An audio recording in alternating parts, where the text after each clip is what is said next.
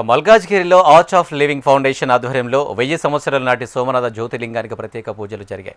అత్యంత చరిత్ర కలిగిన మూల సోమనాథ జ్యోతిర్లింగపు పవిత్ర శకలాలను ఆర్ట్ ఆఫ్ లివింగ్ ఫౌండేషన్ ఆధ్వర్యంలో ప్రదర్శించారు.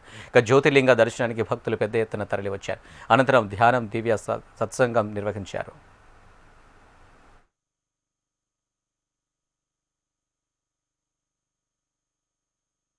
ఆర్ట్ ఆఫ్ లివింగ్ తరఫున మేము హైదరాబాద్లో 8 చోట్లలో సోమనాథ్ జ్యోతిర్లింగంతో సపర్య పూజ చేస్తున్నాము. ప్రతి చోట భక్తులు వేల సంఖ్యలో వచ్చారు దర్శించుకోవడానికి.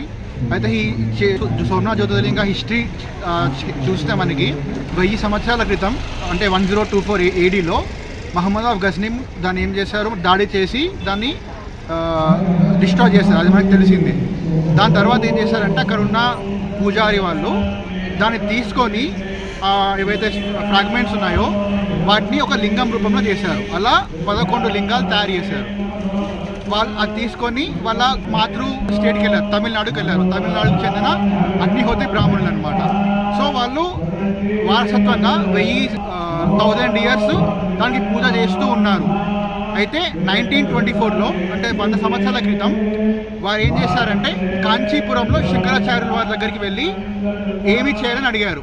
అయితే ఏం చెప్పారంటే కాంచీపురం శంకరాచార్యుల వారు, మీరు 100 సంవత్సరాలు ఇంకా పూజ చేస్తూనే ఉండండి, ఎవరికి చెప్పకండి. 100 సంవత్సరాల తర్వాత బెంగళూరులో శంకర్జీ అని ఒక సంతు ఉంటారు. వారు అయోధ్య రామ మందిరంలో నిర్మించడంలో చాలా గొప్ప పాత్ర ఉంటుంది. వారి దగ్గరికి వెళ్ళి 100 సంవత్సరాల తర్వాత ఈ లింగాలని ఇవ్వండి అని చెప్పారనమాట. సో అలా ఈ ఒరిజినల్ లింగాలు బయటకు వచ్చాయి.